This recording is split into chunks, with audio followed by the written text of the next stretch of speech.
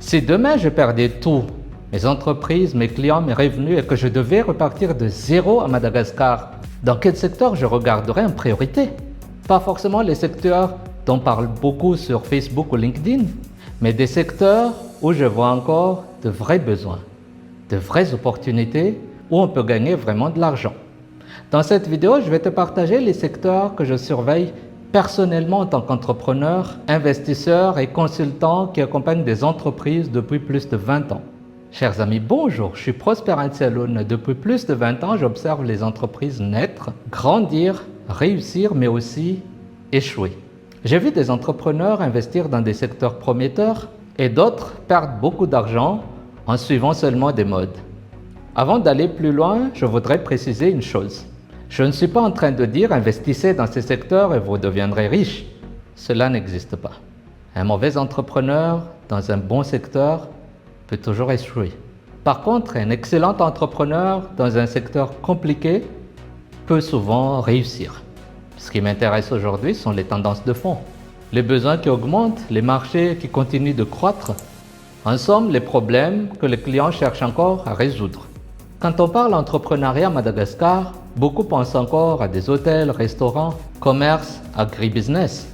Mais très peu regardent derrière ces entreprises. Les PME ont besoin de plus en plus de la comptabilité, de ressources humaines, de marketing, de digitalisation, d'accompagnement juridique, de gestion administrative. Prenons un exemple simple, une PME de 20 salariés par exemple. Le dirigeant doit recruter, gérer la paie, suivre les contrats, vendre, gérer les clients, etc.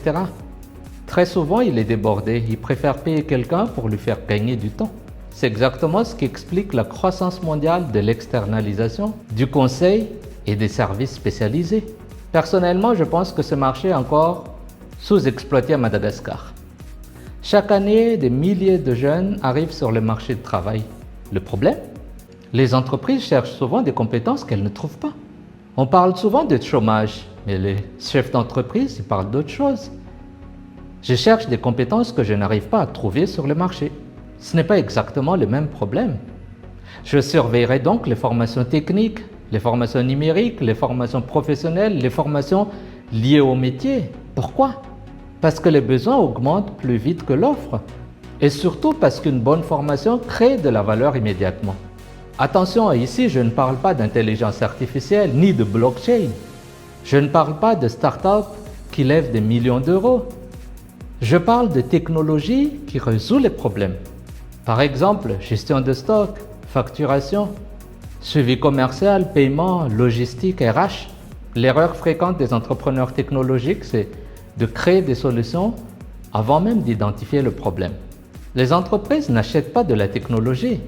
Ils achètent des économies, du temps, de l'efficacité, du chiffre d'affaires. La nuance est énorme. Madagascar exporte encore beaucoup de matières premières et la valeur est créée ailleurs. Prenons un exemple très simple. Une matière première peut quitter Madagascar pour quelques euros. Après transformation, emballée, certifiée, distribuée, sa valeur peut être multipliée plusieurs fois. Mais attention, la transformation est difficile. Elle demande du savoir-faire, du capital, de l'énergie, de la qualité et surtout des débouchés commerciaux. Mais c'est probablement l'une des clés de développement économique à long terme. Je ne parle pas forcément ici de construire un hôtel parce que le tourisme va exploser. Je parle d'une approche plus ciblée. La plupart des touristes aujourd'hui recherchent l'authenticité, l'expérience, la nature, la culture, les rencontres. Madagascar possède des atouts exceptionnels, mais la vraie question n'est pas comment attirer plus de touristes. La vraie question, à mon sens, c'est comment créer plus de valeur pour chaque touriste qui vient. Deux établissements peuvent accueillir le même nombre de touristes, mais l'un peut générer plus de revenus que l'autre. La différence n'est pas le nombre de visiteurs. La différence réside sur l'expérience proposée. Mais maintenant, un point important, je ne surveille pas seulement les opportunités, je regarde aussi les risques y afférents. Le secteur qui m'inquiète le plus aujourd'hui, tous les métiers qui peuvent être remplacés facilement. L'intelligence artificielle progresse, l'automatisation gagne du terrain. Les entrepreneurs doivent se poser des questions. qu'est-ce que j'apporte aujourd'hui comme valeur ajoutée? Parce que vendre ce que tout le monde vend, ça va devenir de plus en plus difficile. Pour résumer, les secteurs que je surveillerai aujourd'hui, ça va être les services aux entreprises, les formations, les technologies qui résolvent de vrais problèmes, la transformation locale et le tourisme à forte valeur ajoutée. Mais je terminerai avec une idée essentielle. Le meilleur secteur n'est pas toujours celui qui fait la une des journaux. C'est souvent celui où on comprend très bien les clients et leurs besoins, on maîtrise le problème, on sait créer de la valeur et surtout, on est capable d'exécuter mieux que les autres. Parce qu'au final, les opportunités sont partout. La différence est rare. Et pour pouvoir bien asseoir sa notoriété, c'est de travailler surtout sur cette différence. Et si vous aviez 10 000 euros, 50 000 euros ou une compétence à faire valoir, dans quel secteur investiriez-vous à Madagascar?